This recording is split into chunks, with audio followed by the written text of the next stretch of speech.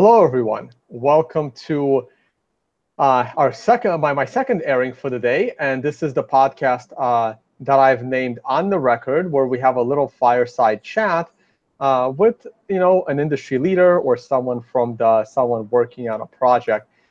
This time around, a lot of people have been asking for me to have a chat with Richard Hart, and I bring him to you today here on my channel, where the main topic of conversation is going to be the launching of the CME futures. I've been a little too busy keeping up with everyone's content, but I have heard that Richard has lots of concerns when it comes to these futures and what they mean for the price of Bitcoin. And this is our chance to explore those concerns today. So Richard, go ahead and say hi. You've never been on my YouTube channel before, so tell the people something about yourself. Hey guys, Richard Hart. I'm Richard Hart Win on Twitter. Someone else had Richard Hart, so I had to slap 3 letters on there. Win sounded cool. I got a YouTube channel too, put up crypto content once in a while. I'm pretty much a Bitcoin maximalist, but I like some altcoins. And I met Tone through the World Crypto Network, so here we are. Well, since you mentioned it, which altcoins do you like? Not that we're going to get into that subject, but I'm just really curious. And why, in like a brief sentence or two, why you like those altcoins. Sure. So there's some things that you wish Bitcoin could do that it can't.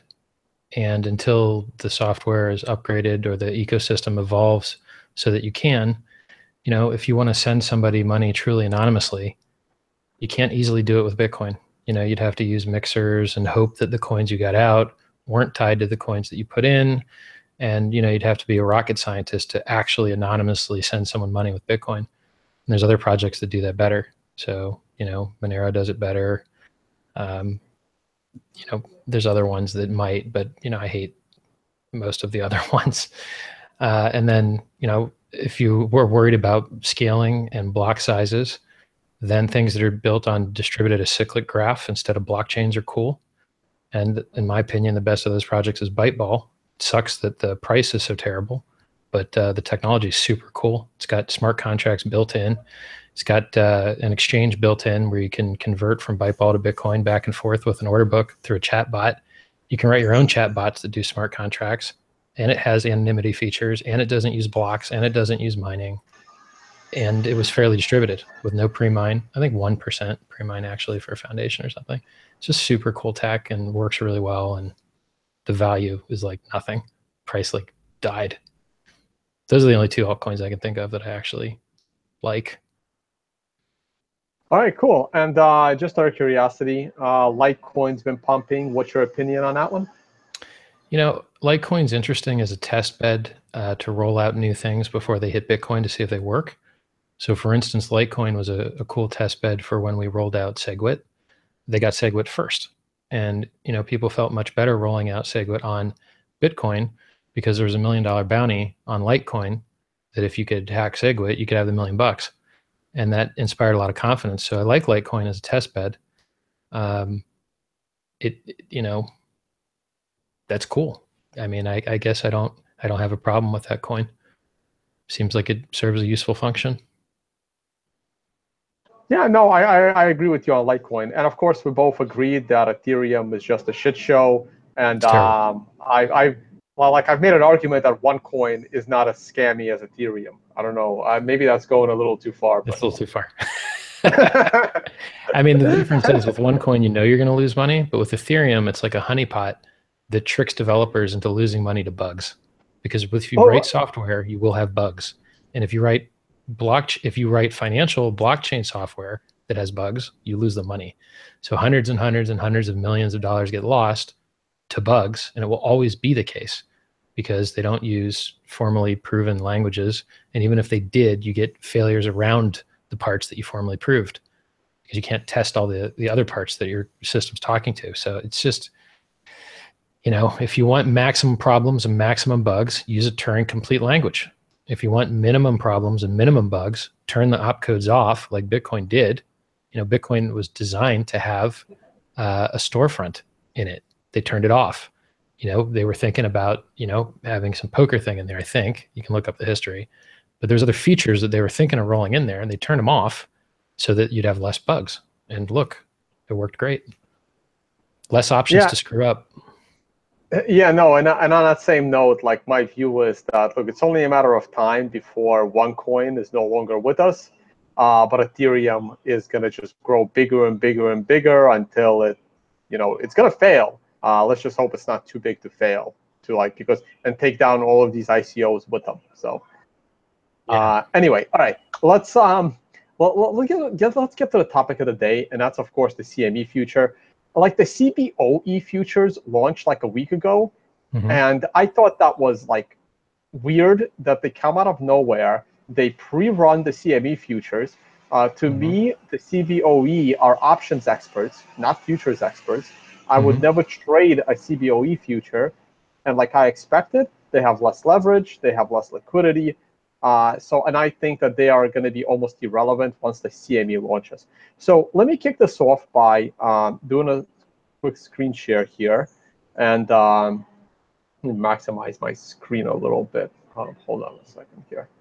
And we're going to talk about the definitions on what these features are, and then you and I will kind of... Wait, why can't I not? Anyway, oh, there it is. Okay, let's drop that. And I'm going to go to full screen. There we go. That's better. And now I can do screen share. Go ahead and do that. Chatting with my chat on my... Yeah, I got a little bit of noise in the background here. I have no idea what's going on behind. But anyway. All right, so here's the CME future. And a couple of things to notice here. So each contract is going to have 5 Bitcoin. Okay, so that's one thing to keep in mind. Also, the price ticks are going to be in $5 increments, which I'm perfectly okay with. It just makes it easier to trade. And right now, with the current price of Bitcoin, it's pretty much trading in like at least $5 increments. This also means that the bid-ask spread on the future is most likely going to be about $5. We need some of this liquidity. The crazy part is that the futures stopped trading for about an hour, I believe. Right, there's a 60-minute break every day, and they are closed on the weekends. They resume trading Sunday night at 6 p.m. and they Eastern time, and they stop trading Friday at 5 p.m. So Friday at 5 p.m. the future is going to close.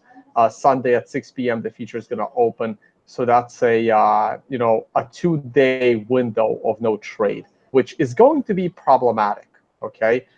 So the $5 increment in price, because there is 5 Bitcoin in each contract, that means that the value in your portfolio is going to move $25 with every tick of the contract, of every contract that you have. Okay. So let's see. They're going to have monthly listed contracts with the nearest 2 months in the March quarterly cycle. So this part has always been a little confusing to me. I mean, once they launch, you'll be able to see all of them. I still haven't had time to log into my Interactive Brokers account. I'll probably log in on Monday, and I'm going to take a look what my options are. Okay. Trading terminates 4 p.m. London time on the last Friday of the contract month. So this is expiration specific. Of course, expiration is cash settled and not physical delivery, which we're going to talk about. And also, there is price limits. So if the price of Bitcoin moves 20% in one day, I guess the contract stops trading and waits to catch up. I mean, that part is a little bit curious to me as well. I would love to see it in action. I'm sure we'll find out over one of the weekends where Bitcoin price moves, but the futures aren't trading. So the really interesting... Doesn't the CBOE already have the same problems due to almost identical specs, but different index and different contract size? I'm trying not to take the CBOE seriously. I'm waiting for the big boys to get in the game, which is the CME. All right. So let's see what happens. I wasn't really paying attention to the CBOE, and Gotcha. clearly the CBOE hasn't done anything to the price, right? I don't know how immediate your concerns were, They're but for doing now, contract a minute, which isn't that bad. yeah. And Well, but again, Go the ahead. liquidity on those, it's going to be the CME. I mean, Yeah. I'm waiting for the CME. So the unfortunate thing is that the CBE has this margin button, but when you click on it, this page is like almost useless. Like I still can't find Bitcoin on this list. Well, and they're showing. I do not believe that the screen you're looking at, I mean, your margin's set by your broker, not by the CME. So it's going to be broker specific. Yeah, so for instance, go ahead. I agree with that. It is broker specific, but generally all of these brokers, they're within margin of error, right? Not on this I one. believe. Not on Bitcoin. I'll give you an example. Go ahead. If you're ready for one. Go for it. So the CEO, founder, $14 billion net worth Hungarian gentleman that lives in West Palm Beach that owns and started Interactive Brokers was so terrified that the price of Bitcoin would go from 7,000 to 70,000 that he wrote and paid to have published in the Wall Street Journal a full-page ad begging that Bitcoin futures be settled through a separate system so that if the price went too high, the shorts, if they couldn't cover, wouldn't bankrupt everything. So I agree. on his System, I'm actually going to pull that up now. I'll add it to my description. Right. I heard the interview. Interactive Brokers. Yeah, I mean, I have an account with them, right? Which is unfortunate. Pertify. Yeah, Bitcoin. He was on CNBC. And yeah, I heard his concerns. His concerns are very valid. But as far as like the margin goes, you're right. It is set He changed his mind. He changed his mind. So that's the end of the story, is that he didn't, his original position that was that Interactive Brokers would allow you to long the contract on CME, but not short. And then in a television interview, he said, okay, well, we're going to let people short, but you're going to have to put up 5 times the margin. So it's a five times. So if you want, my God. Yeah, and it's a 5 Bitcoin contract. So you have to put up 25 times the price of a Bitcoin in order to short one contract. The price of 5 Bitcoins to short. Right, but 5x margin on 5 coins. Right, so if you if you want to short one contract, you've got to put up like $500,000. So I mean, I don't know about you, but if you if you wanted to play the game, wait, let's do the math here, right? Let's assume Bitcoin is at 20K, which I think it's going to be before any kind of a pullback at this point. So if we're talking 20K, we're talking 100K for 5 Bitcoin for one contract. Right. So you need 500K in margin. No, 500K in margin to short. Right, 500K in margin. Contract. And what people have to understand is you got to have at least like double that in your account, right? Because if you only have exactly 500K and you go short and the price of Bitcoin loses $10, the next day your short is going to be liquidated because they're marked to market every day. So they're going to have to fill the margin back to the original amount the following day. And if you have nothing in your account reserve, then they're going to liquidate your contract. Yeah. They'd have to, because they need to make sure you can pay. Right. So, I mean, the issue is I can't think of anything more bullish. It'd be very hard to think of something more bullish than making it 5 times more expensive to short than to long. It's going to automatically bias the market towards a higher price. Now, to be honest with you, I don't have a problem with that particular margin requirement. I mean, I think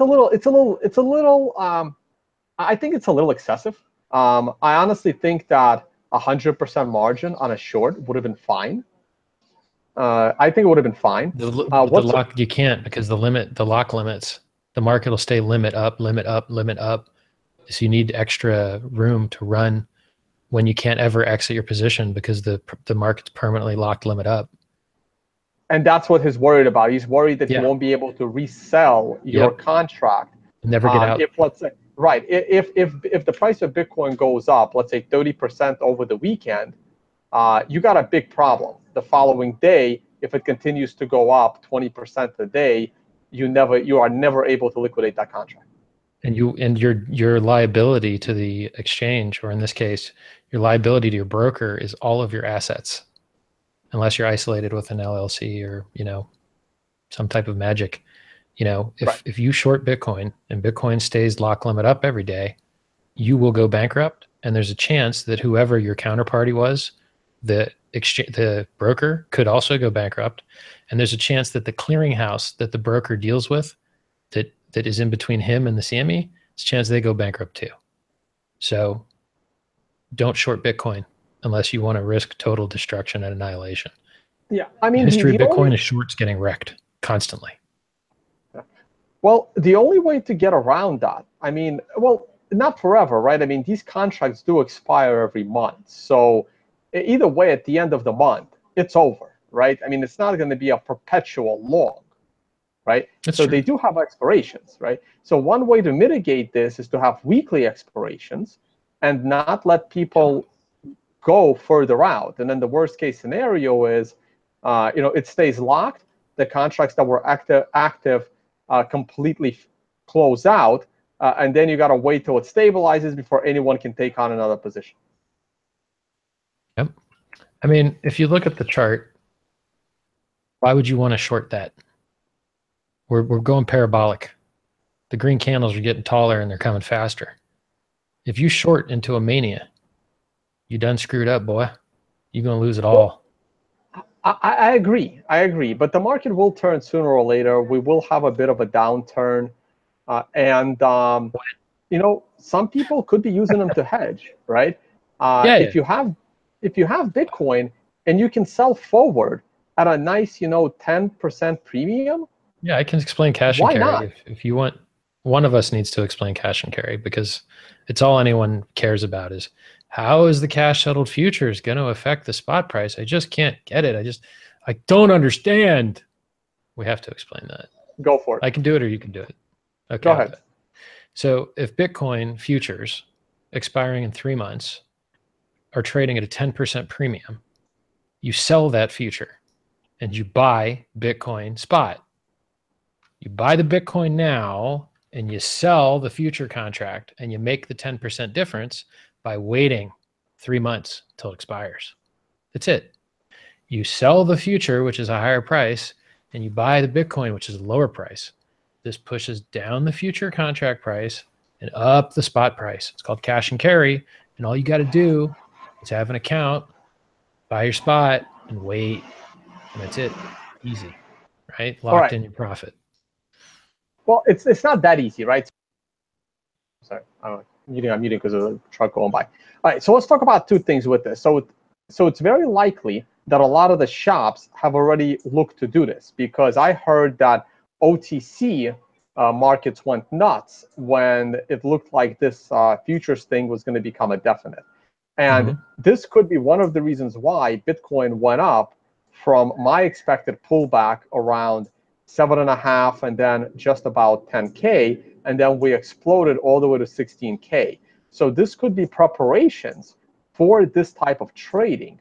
A lot of the prop shops, a lot of some of the hedge funds are buying up the Bitcoin. They are smart enough not to let this Bitcoin sit at third-party exchanges where the Bitcoin is at risk of theft and hacks.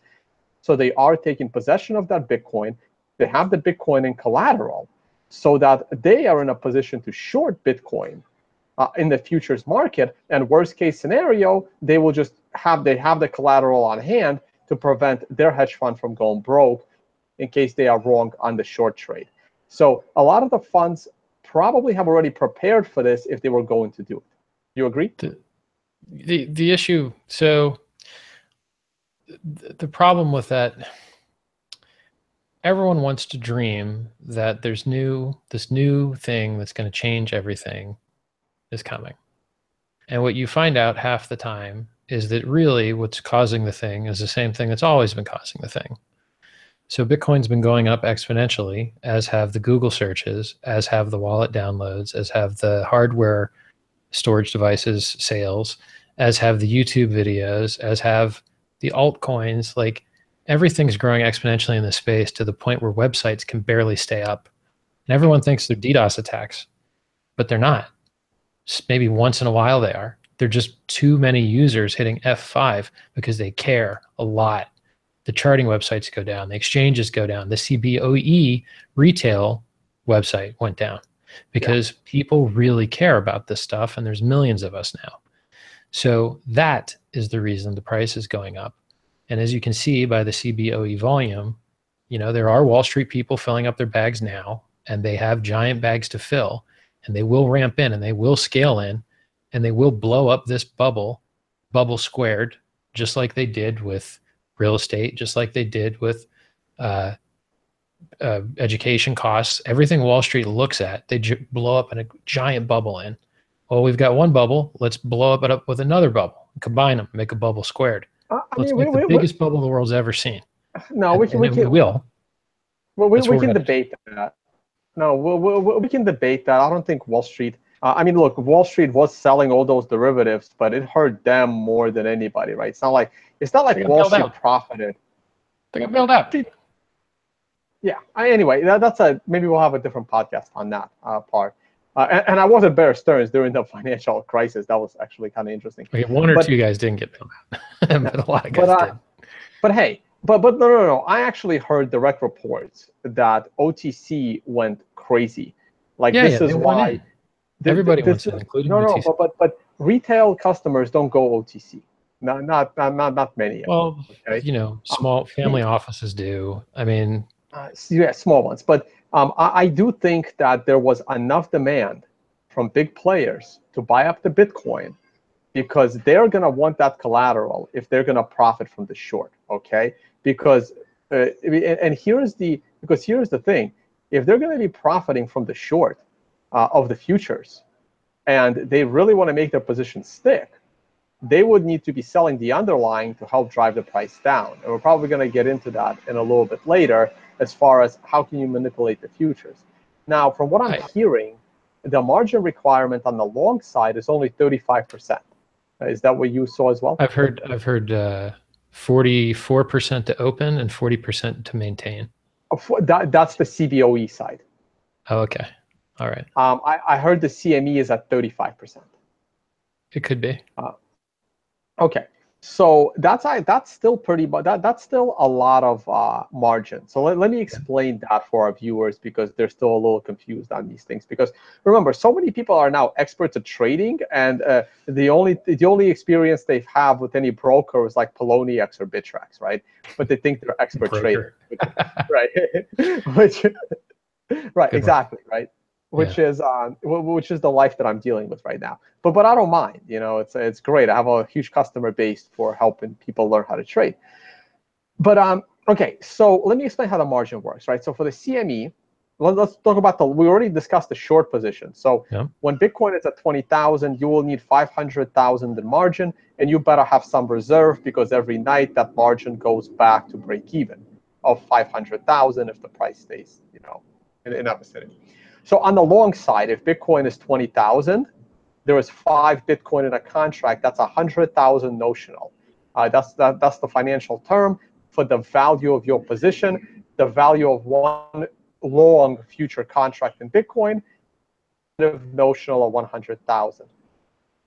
With 35% margin, you would need to put up $35,000 in your brokerage account. Okay, if the value of one Bitcoin goes up by $100. That means the value of your contract went up by $500.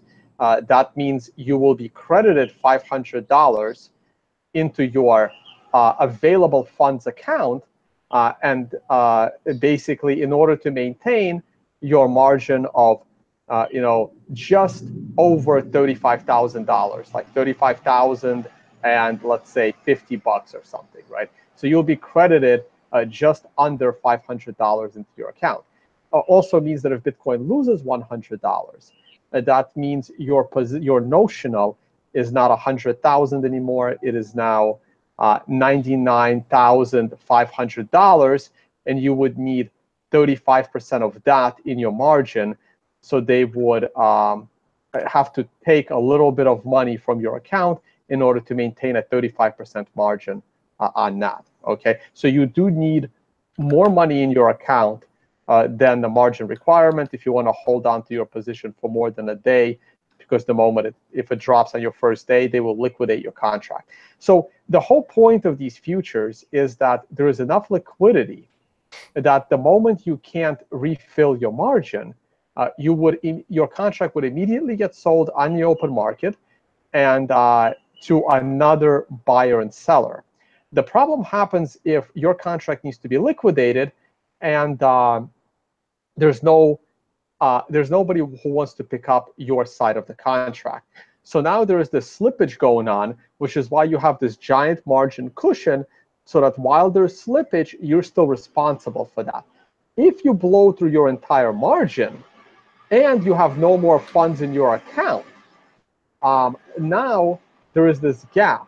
So either the exchange takes a loss, or the exchange may or may not have the rights to go after your additional income. I'm not really sure how that works, because up to now these futures never had to go that far. Even when oil went up to 150 and then crashed to 35, there was enough liquidity to immediately liquidate people's accounts before they blew through their entire margin.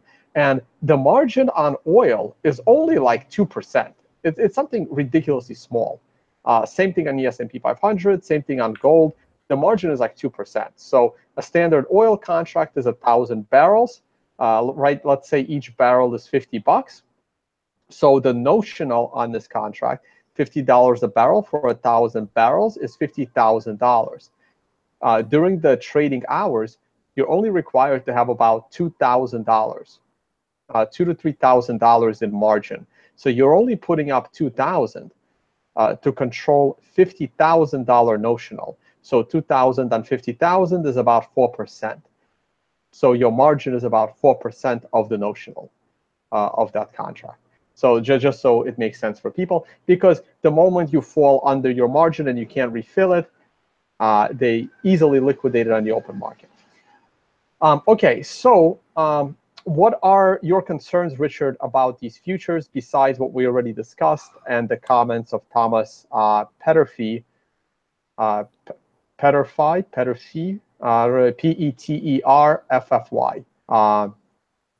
So what are your concerns besides that?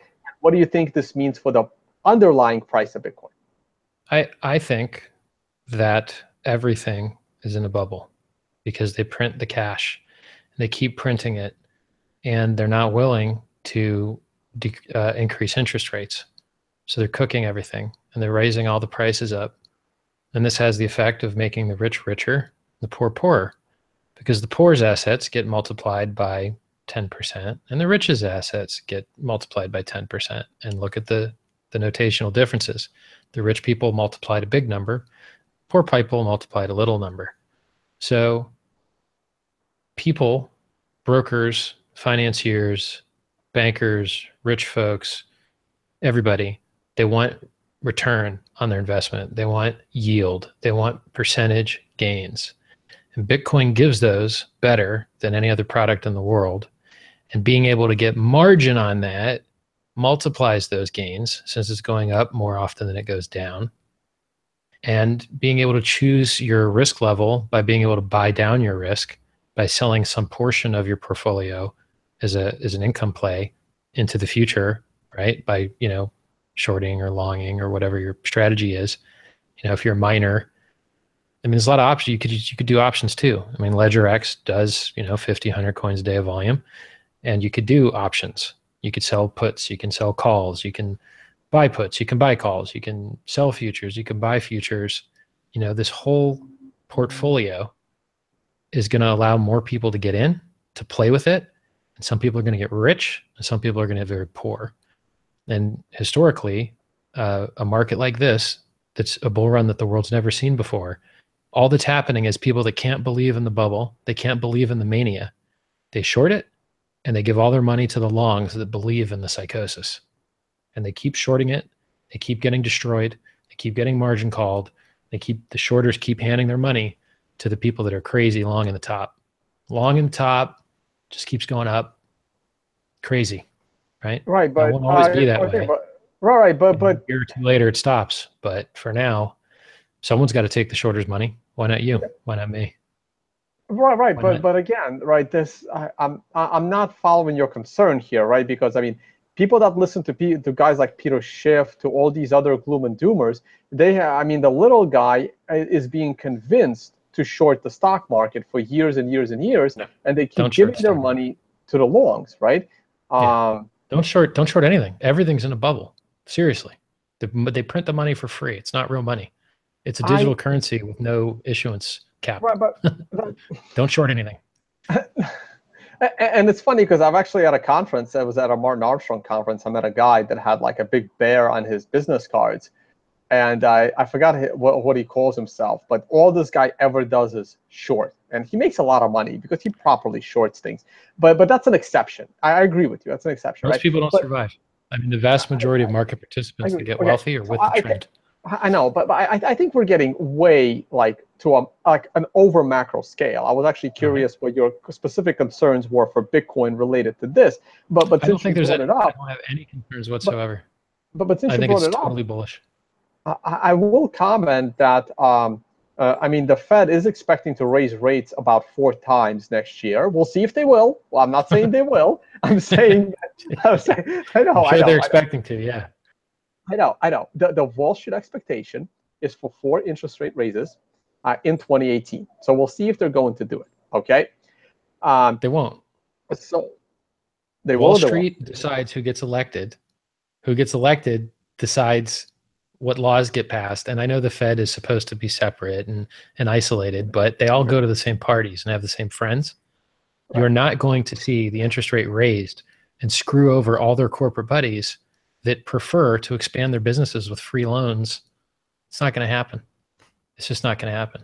Well, sure. Well, but we'll see on that one. So you don't see any damage to the price of Bitcoin here. You see, It's all you bullish. see I these. mean, listen, if you wanted to short Bitcoin, the largest, like if you're on my stream on my side, there's a link, an affiliate link there for an exchange that does the largest volume in the Bitcoin ecosystem, period. The thickest order book, the most volume, and they sell futures. They've been selling futures for 5 years. Are we talking about BitMax? Yeah, they've sold Yeah, futures for 5 years at I have an affiliate. 100x. Yeah, I have an affiliate link to them as well in the bottom of my Yeah, video. So it's yeah. yeah, I'm no, So if and I you like wanted to our. short it, you could short it for the last 5 years at 100x margin and go to town and have fun and give all your money to the longs. So like this concept that you haven't been able to short Bitcoin is silly. OKCoin has Bitcoin futures, Deribit has Bitcoin futures, BitMEX has Bitcoin futures, and they do 10 to 100 to 1,000x the volume of LedgerX plus CBOE plus most institutional products combined. Like No, if you want to short Bitcoin, you could do it right now. I agree with you. I agree with you. But no respectable hedge fund or no respectable banking operation.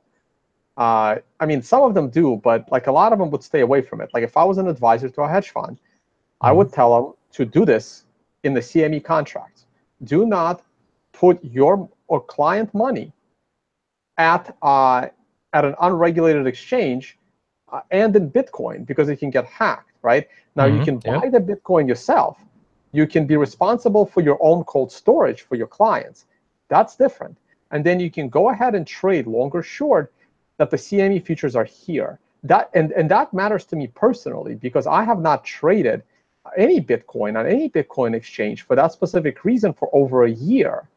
But if I can qualify to trade on Interactive Brokers, and I heard it's not that easy, like regular investors may have need special permission. And in my case, I do all of my trading in my retirement account, and you're not allowed to trade futures in your retirement account. So I'm going to have to get my traditional account up and running again because right now it doesn't have enough money in it to cover the margin on a single CME contract. So I would need to fill that thing with money. I'm not exactly sure where I'm going to get that money because I don't have that much fiat. Let me give you an alternative idea. If you're scared about counterparty risk, you can buy down counterparty risk with increased leverage. I agree.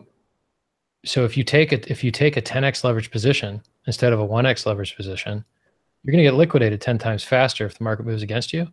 but you're also only going to have to risk 10 times less coin I agree. on the exchange. So, you know, depending on what type of trader you are, you really can use higher leverage to buy down risk. And I mean, I'm going to give you a weird, like, no one's going to like that I'm saying this, but people are stupid and they lose their keys and they lose their coins.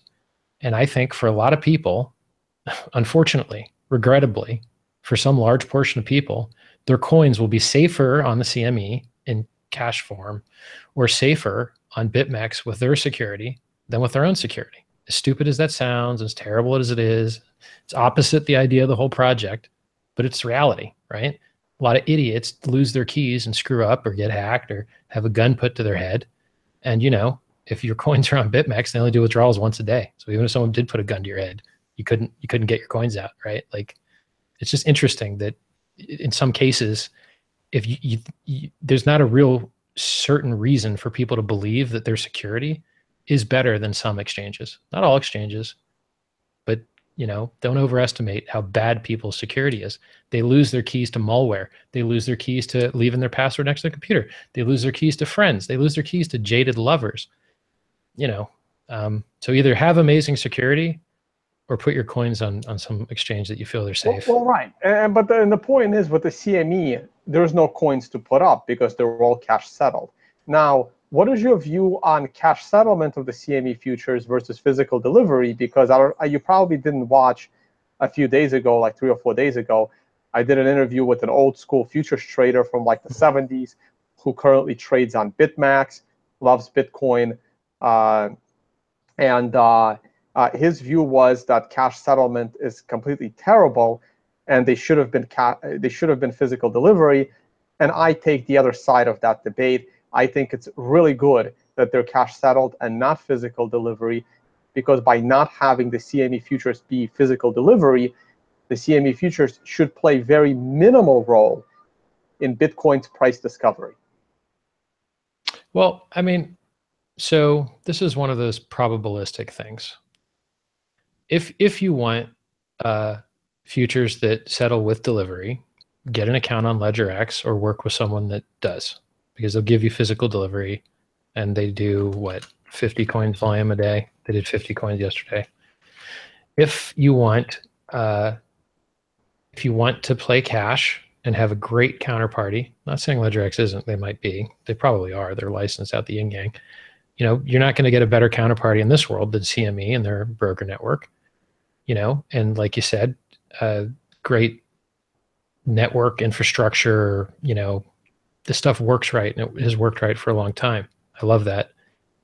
The only downside, the only risk is that someone could try to do something silly, like short it to death, and I believe that they would be destroyed for the same reason that you see a guy named, is it Bill Ackman? The guy that tried to short Herbalife, the Ponzi scheme, that got destroyed. Yeah, I always get him and the guy he went up against confused. Yeah. It was Aikman, and there was another one, another hedge fund guy. Yeah. If you short a pyramid, if you short a Ponzi scheme, you will get wrecked. If you short anything in this bubble everywhere market, you will get wrecked. So the concept, the idea that some cabal of evil people is going to use cash to naked short the futures product into the ground and hope that people arb it out to lower the spot price, or have accumulated enough to lower the spot price themselves.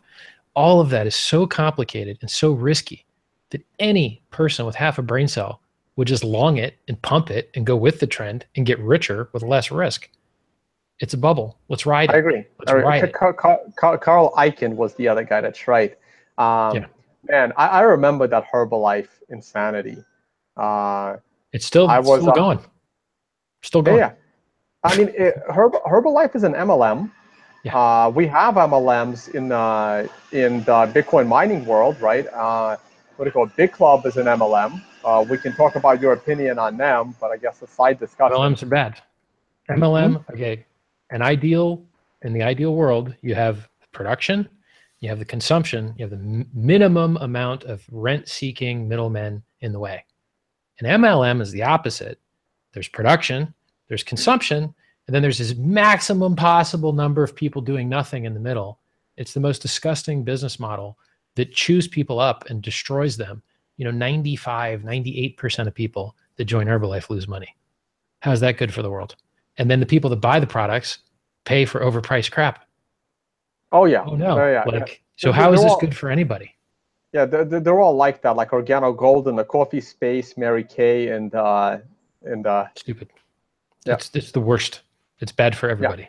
It's pretty bad. Like Amway, though Amway does have a basketball stadium. I guess there's lots of money to be made if you're at the top. But anyway, yeah, it's not going to happen. MLMs are terrible. Like I'm all for affiliate codes, but those affiliate codes can't be MLM. Like there's a big difference there between MLM stuff and just affiliates where we're like an Uber affiliate, right? Like you get $10, they get $10, and that's it. Or like in the crypto space, like a BitMax affiliate, I think instead of BitMax collecting 100% of the commission, they get 80% and you get 20%. I mean, these are very sustainable referral programs, but MLM is completely not sustainable. I'm not even sure how we got on that topic. I guess it was the Herbalife incident. Well, it's the topic is, how many people are successful shorting things? None. And how many people are successful shorting bubbles? None. But everyone is scared shitless that some magical cabal of people is going to dump on us. When it's so much easier for the longs to squeeze the shorts, it's not even funny. And that's the whole history of Bitcoin. Right, but yet in gold, it's completely the opposite, right? Everyone is complaining that gold gets crushed to the downside, and all of the longs constantly get killed. So you can mine more it's gold. just a weird dynamic. You can mine more gold. You can't mine more Bitcoin.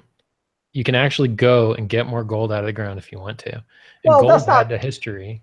Well, that's not why. That's not why they go down, right? I mean, they go down is because people complain about naked shorting, but you have to realize that in the futures market, even with physical delivery, every short is a naked short. Like people don't understand this concept, right? I'm sure you do, Richard, but everyone complains about naked short gold. But the reality is, every time you go short a gold contract, I have shorted gold a bunch of times in the futures contract. I'm naked shorting it every time I do it, right? Because it's legal. It's legal. It's price discovery. And that's the difference. There is a threat of physical delivery. If I short gold, that means I am prepared to deliver the gold, which I obviously don't have, right? Like I don't have 33 ounces of gold for every futures contract I ever shorted, right? Well, I mean, you could get it if you needed to. I mean, I could. Thank God for 2% I think 99% of contracts do not accept delivery. So. Well, right, because these contracts just cancel each other out, right? Yeah. And what's going to happen? No one needs that much. It's all speculative. 90% of gold's value is speculative, and Bitcoin's going to take half. So I agree. Gold if you want, because it's being suppressed and Bitcoin's taking its value anyway. So keep shorting it. Well, I don't really think gold. No worries. I don't think gold's being suppressed all that much, but again. Anyway, different discussion. But my view on it is because there's no threat of physical delivery. I call it a threat of physical delivery. Like when someone shorts, 50,000 gold contracts, right? There is at least a threat of physical delivery. So someone has to buy them on the other side. It could be a wash trade. It could be a friend at another institution that says, hey, I'll take the other side. I have other ways to hedge it. Maybe I have a put option on the gold ETF that I'll profit from as we, drive the price of gold down for a minute. But in any case, there is a threat. I think gold's a special case because it was Bretton Woods and it was the global reserve currency, and it was, required to be exchanged physically for Federal Reserve notes. It has a weird history geopolitically, which gives it, a special place in the world. And, I wouldn't assume any other market in the world would work like gold does. Probably. Because of its history. Probably. Okay, well, I'm still waiting for those diamond futures from the CME. Let's see what happens to the price of diamonds. Are you serious? What? There's going to be diamond futures? It's stupid. Is that Well, real? why? No. I want them to be. There never will be. I mean, Okay. the price of diamonds are. I mean, like what? Who? It's total bullshit. It's Fugazi. I They mean, lock only. up all the supply themselves. There's no actual, Right. Well, only men that intend to get married would love to see the price of diamond go to its actual value of about $10. But girls will just change what they wanted, bro. That they say want again? to see you and hurt. They want to see that you sacrificed. If you didn't sacrifice, it didn't count. If it wasn't irritating for you to listen, then you didn't really listen. You had to endure pain to listen for them to felt heard. They're checking, they're testing, because if you get them pregnant, you got to stay around, and it's a rough time. So they got to give you rough times on the way to make sure you're the guy that's going to stick around. It's stress testing. It works actually. I mean, there's animals that aren't crappy every month, and it works for them. The animals that we got, we get a stress test once a month. Anyway, let me try to get back. Let me try to get us back on track here with the futures. So, such high margin requirements, and the fact that dumping a bunch of futures does not actually have an effect on the underlying price, because you have to go out and dump the Bitcoin on these exchanges. And I think that the cash and carry ARB guys will lock those prices together. They really will. So they're not going to float very far from each other. I agree. To me, these futures on Bitcoin are going to act more like futures on the S&P 500, where it's kind of impossible for anyone to go and manipulate the price of 500 stocks. If they say someone can't just dump 1,000 S&P futures and try to drive down the price of 500 stocks with that. It just doesn't work that way. Well, it's so also I don't really see it. And they do put people in jail for that shit. So when they don't. Actually, no, they don't. Well, they should. I mean, they got the gold guys. They got some gold. They got some LIBOR guys. They got some gold guys. In London. No, not. Yeah, but no, the gold guys that they got was the guys that were manipulating the underlying price because it was like, for example, if the CME decides to quote the wrong price of the Bitcoin as an underlying for a future, they would be in trouble for, quoting the wrong price. So the guys that they got for gold were the guys that were actually responsible for quoting the cash price of gold for the futures to settle. But as far as insider trading and trading manipulation, there's absolutely nothing illegal you can do with the futures themselves, nor with the currencies, right? There's no such thing as insider trading the currency market, right? So if you know that President X is going to devalue a certain coin, you cannot get in trouble for insider trading a currency. That only applies to the stock market. I believe that there's a law that states that when interacting on a regulated exchange, if you try and paint the tape and make orders for the purpose of something that is not actually wanting the thing you're buying, that's illegal. Now, it could be the case that they don't enforce it. No. That's the case for stocks. Okay. As far as I know, that does not apply to currencies, and that does not apply to futures. Interesting. All right. Something to look into. It seems like an interesting loophole, because there'd be a lot of tape painting bots just going through the baby pips, just printing every candle pattern you could think of. I'm pretty sure it applies to only specific stocks. All right, could be. Not so much futures, but they should probably amend that law, because less collusion and less fuckery is a better market, in my opinion. But if they're never going to enforce it anyway, who cares? Like the real money and insider information is made with options. I mean, if you know some kind of information, you can buy options at like fractions of a penny on the dollar if you know enough information. Right. You can go so far out of the money. Like this is why M&A is so big. Like if you know a company's going to get bought out for 50%, you can go out and buy options for like 5 cents, and all of a sudden, your $1,000 investment is worth millions overnight. Yep. The real profits are made in the option space, not in. I think these days the real options is just longing a crypto. I like Bitcoin, but it seems like everything's going up. So Right. It doesn't take any work Okay, at all. so speaking of it going up, I mean, I'm sure you've seen Tether all over the news. Yeah. Yeah. So it looks like you and I fairly agree on these Bitcoin Probably not. futures. And On the futures, yes, but on the Tether, I think we're on slightly opposite sides. okay, so we're about to explore that, and yeah, I'm not. So you're not scared for these futures coming in. You think it's kind of generally more bullish than bearish for Bitcoin? On the futures, dude, they're gonna blow this bubble up so goddamn big. It's in everyone's interest. They'll be able to make an e-mini contract out of the Bitcoins once they get the price high enough.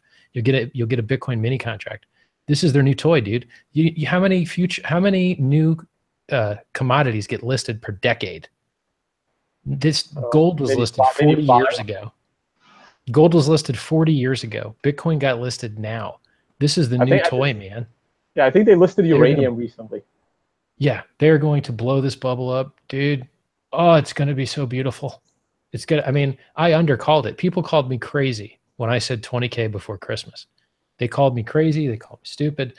They called me a lot of things. I think I'm right. I think they were wrong. And Wall Street's just getting in. You got that one right. I mean, I was a little more conservative. The funny thing is, Cointelegraph had a big infographic published recently with somehow they have me stating that Bitcoin will be $100,000 by the end of next year. Now, hey, you win that one. Well, no, by the end of next year. They already have me in print. We can go to 5x next year. I don't mind it. They already have me in print. I have no idea where they got that because I never actually said it, right? So it's great. It becomes an awesome win-win because if it doesn't happen, they can't prove that I said it because I never actually said it. but if it happens, I'm like, hey, here's what you do. Right? Go make 5 blog posts on 5 blogs at 5 prices, and then just tell people about the one that hit. Yeah, and you look like a genius. Hey, you know what? That's actually that's how a lot of newsletters do it. It's really scammy. I was amazed when I heard about it. I was like, God damn, that's amazing. Yeah, no. What a lot of bloggers do, right? So I heard this from the past. So what you do is you start like, let's say 10 newsletters at once, and and each time it's like a coin flip, and then one of those newsletters is going to be right, 10 trades in a row, right? Yep. And that's the name for it, but I can't remember it. That practice, and that's the one you start publishing and bragging to people. Yeah. It's a really neat trick. All right, so let's talk about Tether. So what have you heard? I'm sure, like I know I get a lot of rumors coming into my inbox. What's your view on it? What do you think? I haven't heard your public comments about it, and let's see how different. I don't think anyone has, to tell you the truth. I haven't publicly commented on it, I don't think. So here's my chance. If you want to have a business in the Bitcoin ecosystem, the biggest 2 problems you're going to have are getting developers that are good. You'll get a lot of bad ones. And 2, getting banking. Yeah. So in developers, you can make new ones. Banking, it's very, very hard to make your own bank. And so what happens is you try and cheat the system by using credit unions, and then the credit union turns you off because they had problems with their settling bank, or they had problems directly settling with the NACHA Fed system. So if you think it's easy to get a Bitcoin bank account, guess again, it's not. And the reason it's not easy to get a Bitcoin bank account is because the regulatory bodies and the governments are unfairly harsh on the banks themselves. So because the government has crappy laws with excess AML, KYC, SAR, suspicious activity reports, all that stuff, because the government is so harsh there, they lean on the banks, and then the banks don't want to take any risk because they're not making much margin anyway. So if they're not making much margin anyway, why would they want to lose $500,000 to an audit and lose 10 employees to an audit because of one bad client? Not even a bad client, but just a risky client, when they could just not have the risky client, not lose the 500 grand to compliance and attorneys and accounting and audit problems and possible brand harm, right? So banks do not want to touch crypto at all because the government is very hard on them. Now, what's a way to route around that? Beg the government. They don't listen. Okay, what's another way to route around it? Move to New York Let them put their thumb up your butt and abide by a bunch of regulations, but you might get a bank account. And that's a good option. That's, at least it exists. It's a good option. Now, what's your other option? Play the offshore game. Well, okay, well, what's the offshore game? Well, you get a bunch of accounts with a bunch of people in charge of them. And then if one dies, you got another one. If that one dies, you got another one. And that one dies, you got another one. And so basically it's regulatory arbitrage. This jurisdiction doesn't want to play ball. They don't want to give us bank accounts. They want to complain. They want to delay things and, you know, increase reserves and all that crap. And you're like, fine. And we'll just do it in a bunch of countries with a bunch of owners. And then whichever one stays up, that's where people send their money. And those are the only options you got. That's it. Those are the only options you have. You cannot get money from your customers any other way.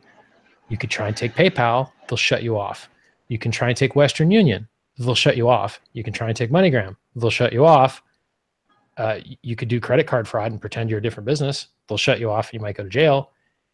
If you want to accept people's money for crypto and you don't have a New York bank account license or own your own bank somewhere, that's what Tether appears to be to me. People trying to stay in business and try and keep this ecosystem going while everyone explains to them that they're the biggest, shittiest company in the world, while explaining to them that they're the biggest, shittiest company in the world, doing absolutely nothing to help anyone deposit anything anywhere, right?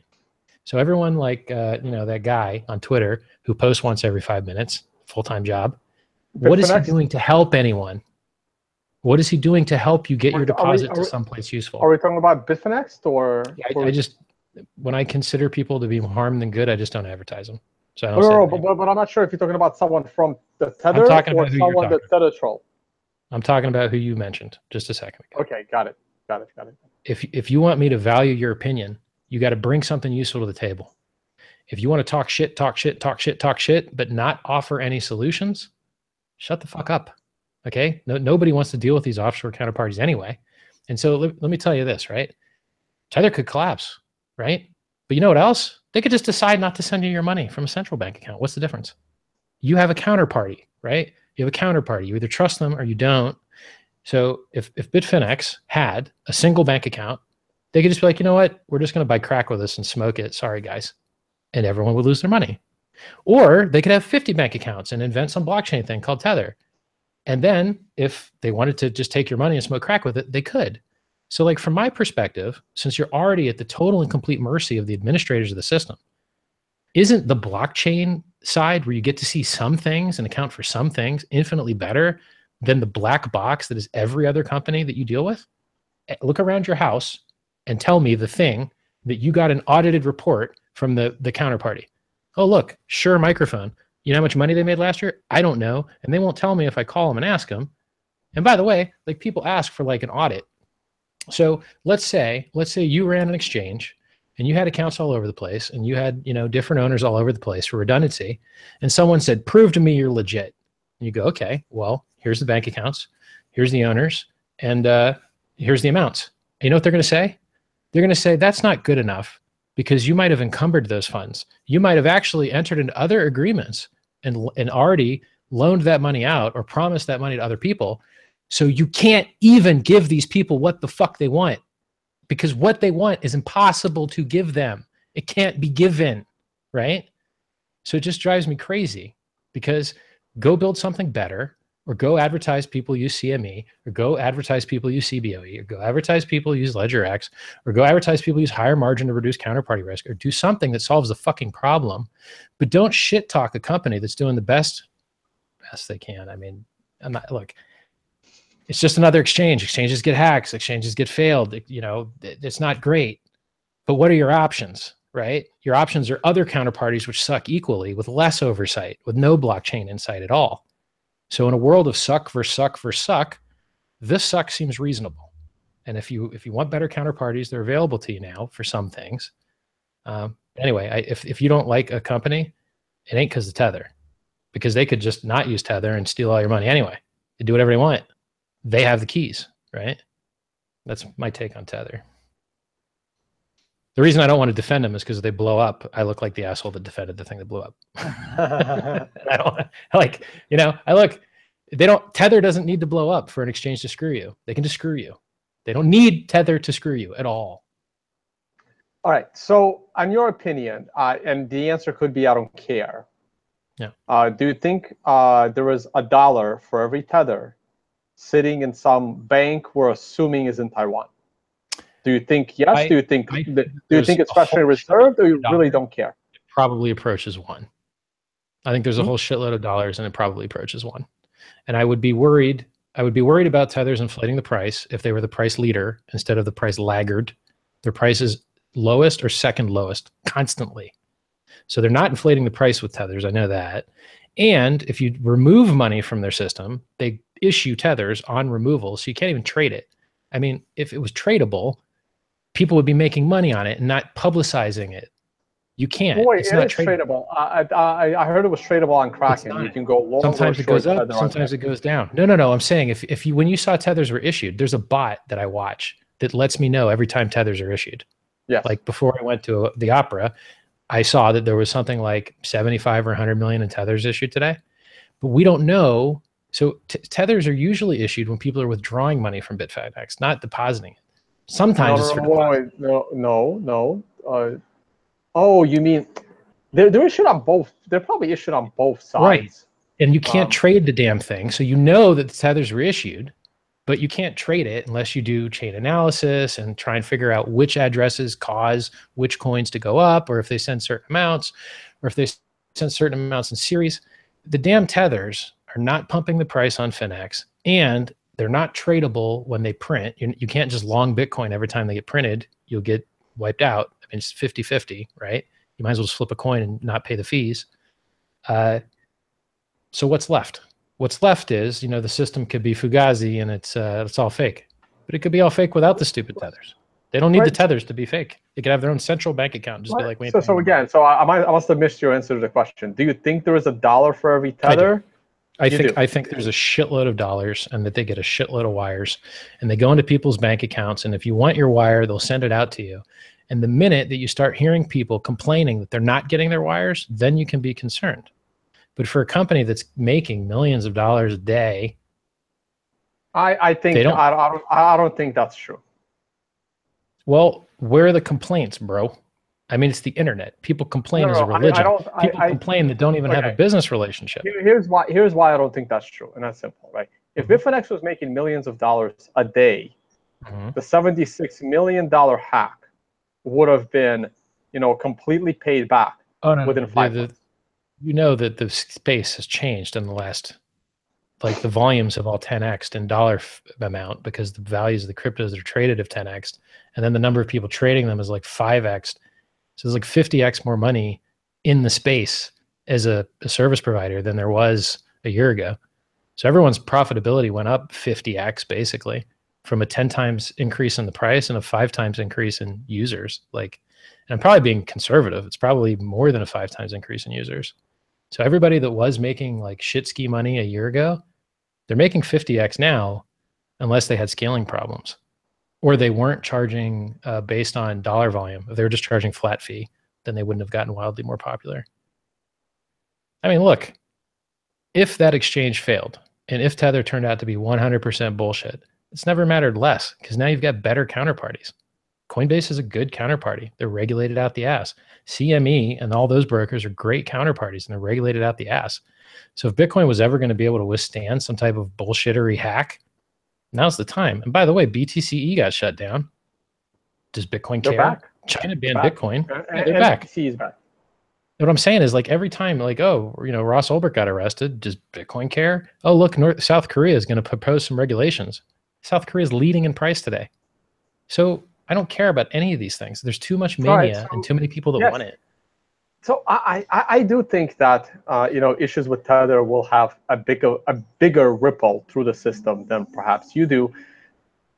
So again, under your assumption that all of the question is, when's it going to fail?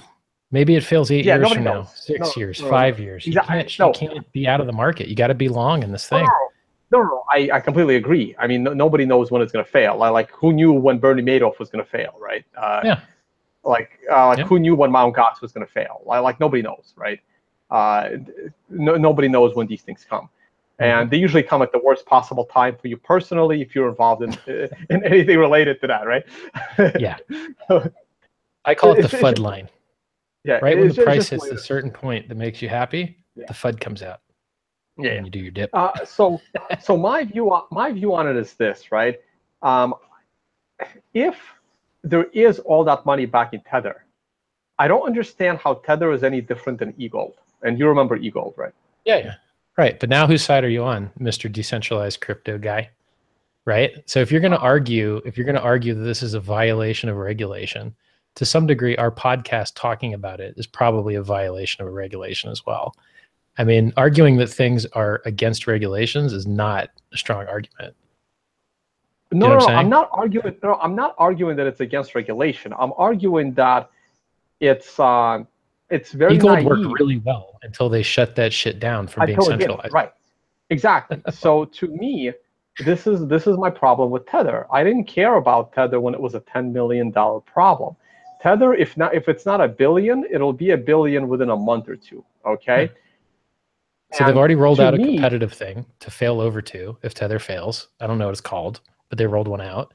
And you have the opportunity to, instead of shit talking it, start your own. There's some other altcoin that performs the same function. They've rolled out another coin on their exchange that performs the same function that they could probably fail over to if there was a problem. And since they seem to be so profitable to do, everyone go start your own Tether competitor. Go gather up a bunch of people with bank accounts and launch your own Tether competitor and fight the good fight. And whoever is the most transparent can win. And I'm fine with that. I'm great with that. I mean, look, in an ideal world, we wouldn't have to route around banks sucking so bad.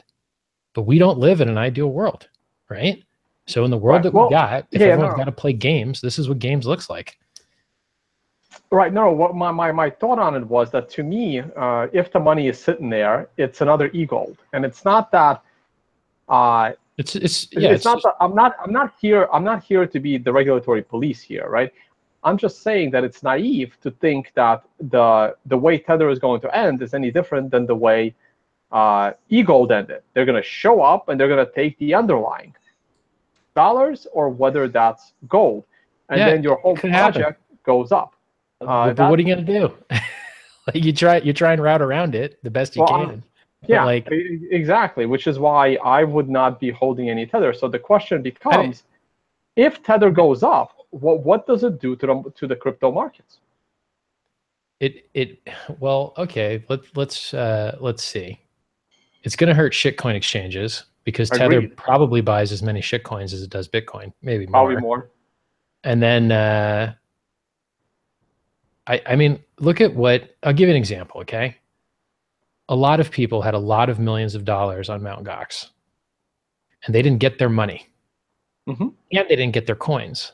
And so I think if Tether were to fail or a large exchange were to fail, then you'd see Bitcoin price go up for the same reasons that it went up when Mt. Gox failed, because the people that are in the know prefer to try and escape the funds, buy Bitcoin, than to just sit on more Bitcoin that goes into bankruptcy. Right, but then we hit a 16-month bear market. You might hit that anyway, bro. I mean, I agree. This is life. Like, look, as long as we've got new people that want in, Wall Street's not in, everyone's not sold their house yet, everyone's not sold their car yet, we're going up. But once everyone's sold their house, once everyone's sold their car, I also think that a sudden collapse in Tether would have a short-term huge rise in Bitcoin, because people will be buying Bitcoin at like 10 cents on the dollar to get rid of their Tether, right? Like what do you want to sit in, coin or Tether? Right. and that would drive the price of it up. In addition, some of the shit coins, you have no more base, everything gets based against Bitcoin. But I think a lot of people are watching what's happening with Tether, and they're like, well, we can also launch a coin. We can back it 1-to-1 to the dollar. There you go. And do it. But how are the profits made there, right? That's the other thing, right? If it's it can't exactly be 1-to-1, right? Fees. You got to have some kind of fees. So that means that it's not exactly 1-to-1. It depreciates over time. And the funny thing is, like, I don't understand how people in the crypto space hate the US dollar and hate the Fed, but they seem to like Tether because it's the same thing. Oh, they're just useful. They're so useful. If you need, like, if you're trying to perform arbitrage between two exchanges and your options are move Tether and make the ARB money now, or wait for the banks to open and don't make the ARB money, Tether's really useful for arbitraging prices between exchanges. So, if you wanted the real solution to this problem, you have to fix the banking system that we're attached to currently, because that's where everyone's money is currently. So right now, this distributed suckage is the best that we've got to route around bad banking regulations and scared bankers, right? If we didn't have scared bankers, or we had better regulations that caused them to be less scared, we wouldn't need any of this magic, right? Everyone could buy Bitcoin with their credit card, and everyone could, buy Bitcoin with their ACH deposits and just take a picture of your check. But that's not the world we live in. The world we live in is where we have counterparties that treat us as enemies, treat us as scumbags, treat us as criminals for just wanting to do commerce with each other. And, these types of weird, distributed, shady, cloudy things are the only current solution that I can think of to that problem, other than moving to New York and not having New York customers, or like it. You know what it costs to get a license in every state? I think it's like 20 mil. Like, if you want licensed and bonded and insured everywhere, and all the insurance surety bonds you got to put up, I think it's like 20 million just to get started.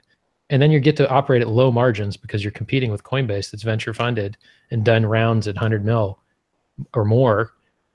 So your option is either Tether or go become Coinbase. We just need to we have to endure the shadiness for a year or two or three, and then we'll have better counterparties everywhere and it won't matter.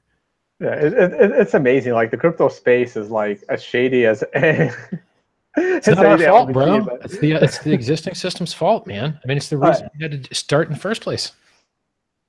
Hey, so I asked my audience to throw some questions at us. Hopefully, my friend Rich is around.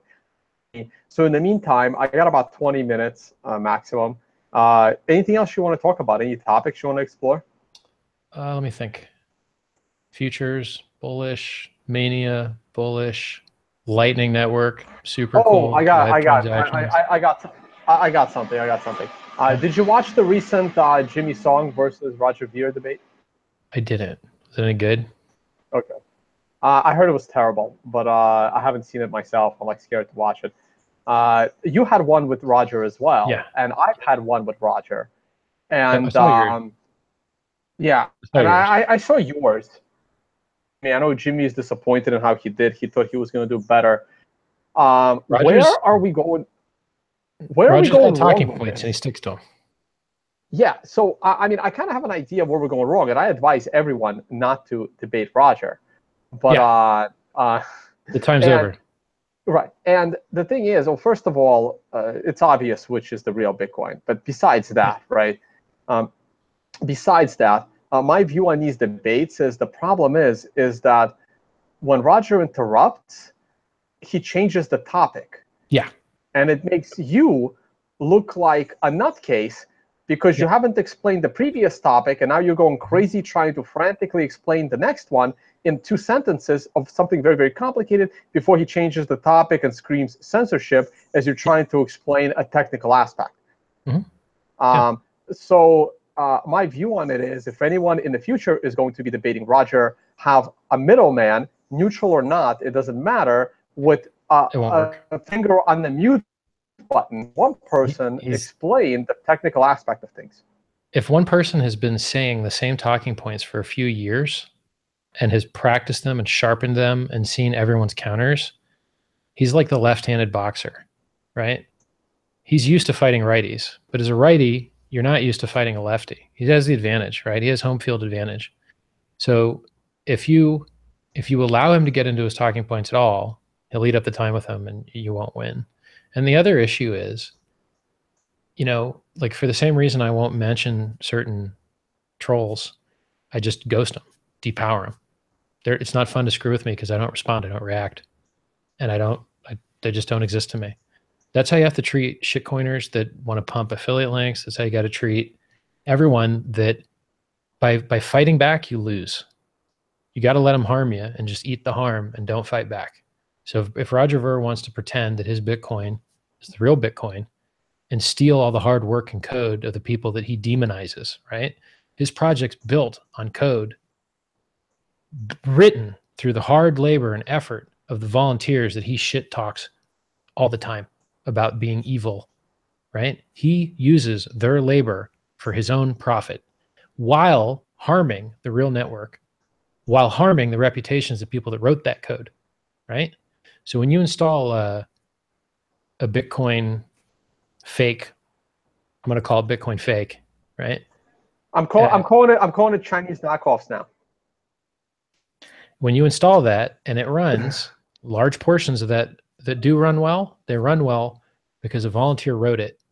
And to dishonor and disrespect the people that put their hard work into making the binaries download faster, making it not crash, making it verify quicker, making it support HD wallets, all of the progress that we've had from when there was no GUI to when there was, it's disgusting to me. And it's gross and it's perverted. And to not only steal the work, but to steal the name and to use the same addressing format. So I was on Reddit yesterday. That was bad. That was bad. There's people that lose money every single day by confusing fake Bitcoin with real Bitcoin. Yep. They send it to the wrong address. It's over. All gone. Good luck.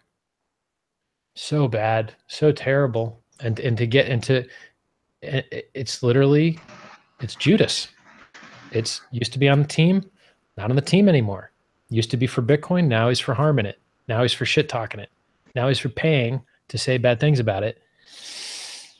Oh, that's gross, man. That is gross. So and for a guy that don't need the money. I've had a couple of questions because there's a lot of new people here. So can we quickly recap, I guess, the top 3 problems with big blocks? And go. Sure. You want to? So right now we've got name a few. Yeah. We've got massive miner centralization problems, which make it bad. This system only works when the game theory works, and the game theory only works when people can't collude easily with each other. Otherwise, they could just say, "Oh, well, we're not mining any blocks unless you include a $100 fee." That doesn't work because some new miner can come in and be like, "No, I'll do it," right? So that's the reason that the system works, is because people are always allowed to enter. Well, if a large portion of your miners is one miner, then he can turn people off, turn people on, charge extra fees, or the country that he's in could just decide to turn the project off by flipping a switch. That's all bad. It's all terrible. And so you want to reduce miner centralization. It truly is the enemy of a censorship-resistant project.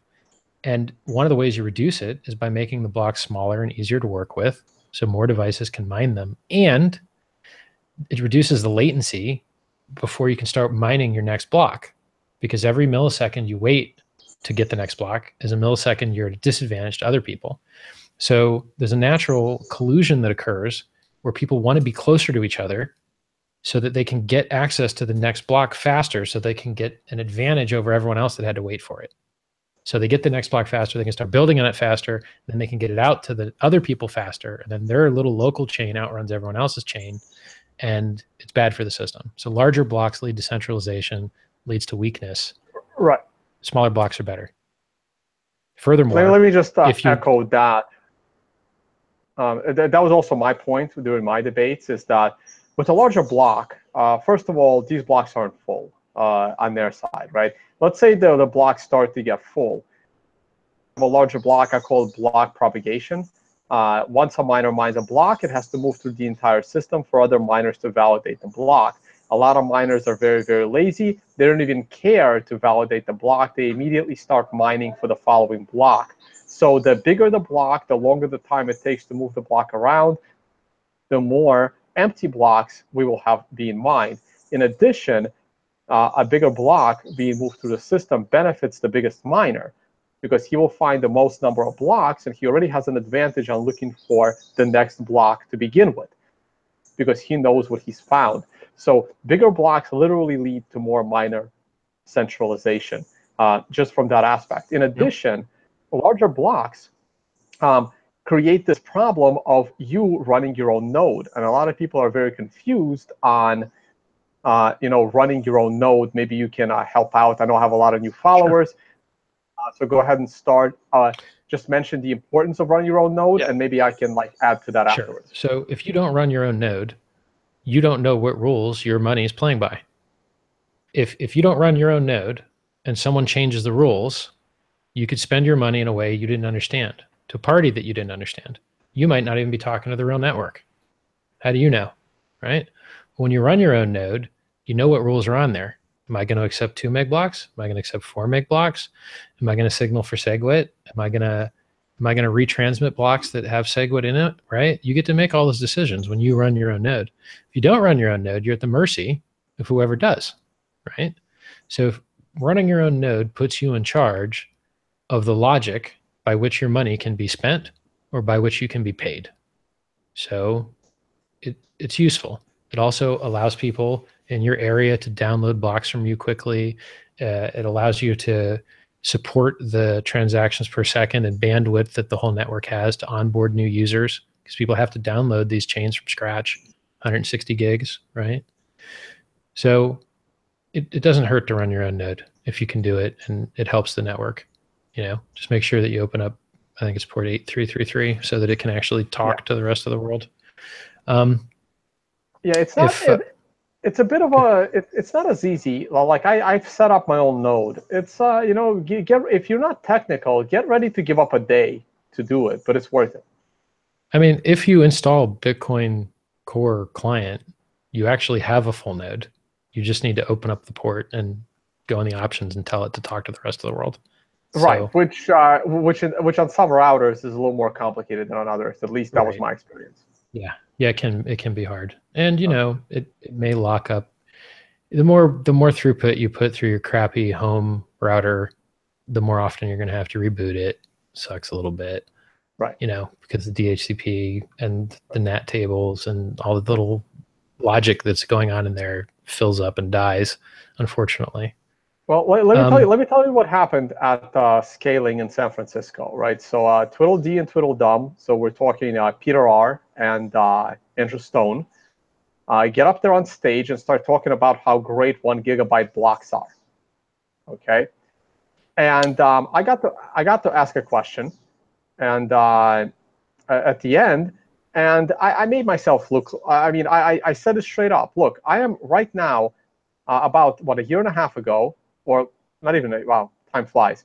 Last summer, during the whole, 2x debate, I'm wearing the hat, right? During going into August 1st, like around June or something, I went out. I wanted to, run a node. So I went out and bought a $300 laptop from Amazon, something old. It had 350 gigs of storage. That's enough for about 3 years on current Bitcoin. I think it had like 8 gigabytes of RAM, though 4 would probably do it. And I needed to have at least Windows 7 on there, and a decent processor. Even though it was like a 3-year-old computer, I think it was an i3 or an i5. It was enough, right?